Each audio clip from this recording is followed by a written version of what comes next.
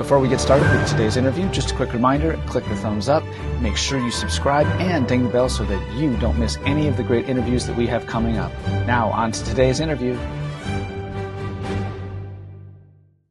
Welcome back, everybody. Today, my guest is composer Catherine Rollin. Welcome, Catherine. Thank you, Sam. Her piece on the new Federation Festivals list is Owl in the Night. You can find it in Beanbag Zoo Book 1, a book we all really, really love.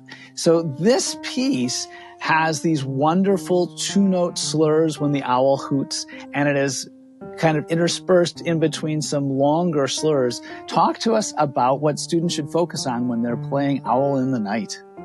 Well, I think that the biggest thing is making it sound mysterious.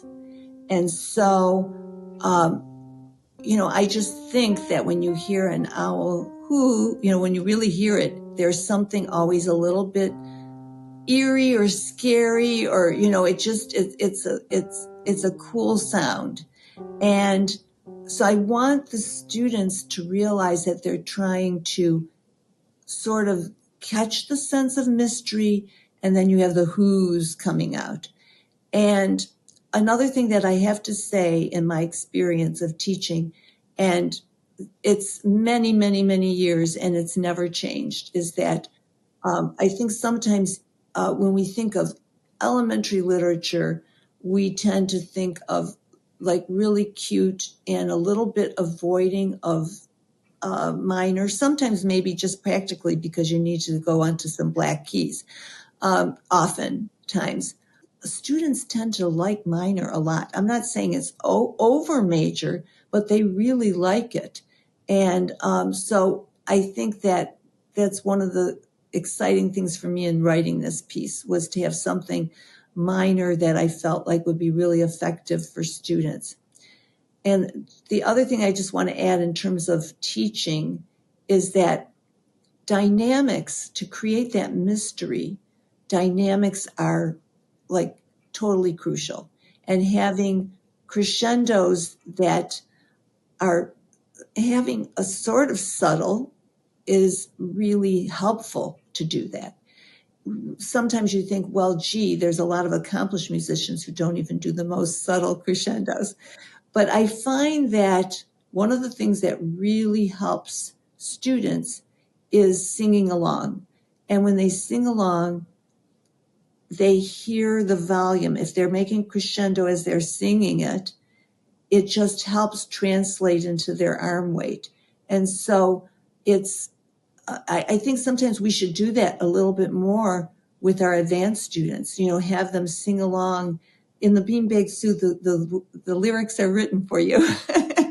So you don't have to make up some of the silly lyrics I do with my advanced students to try and get them to sing along, to Chopin Nocturne, to try and get them to be, shape their music well. I am going to play Owl in the Night, and I'm going to sing along with it as I would ask the student to do as they're learning to create the volumes through following their crescendos and diminuendos with their voice, because we don't need to be trained musicians to sing crescendos and diminuendos, and it really helps our arms and hands to know what to do. See the owl in the tree. Ooh, ooh. He is staring right at me.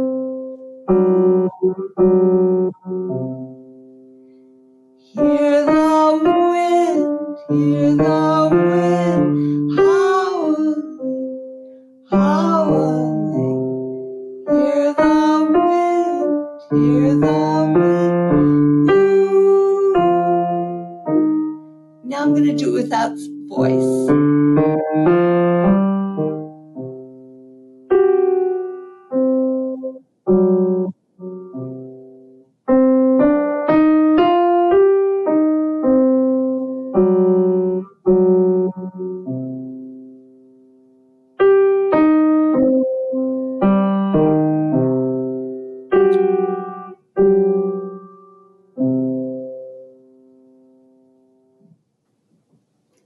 So it was fun to put in quite dramatic dynamics for an elementary piece. But through my own teaching and hearing other students perform it, I know it's very doable, especially when they understand the mood and sing along with themselves. That is super helpful. Thank you so much, Catherine. Catherine Rollin's piece is Owl in the Night. You can find it in her book, Beanbag Zoo Collector Series, Book 1, available from fine music retailers near you. Thank you so much, Catherine. Thank you, Sam.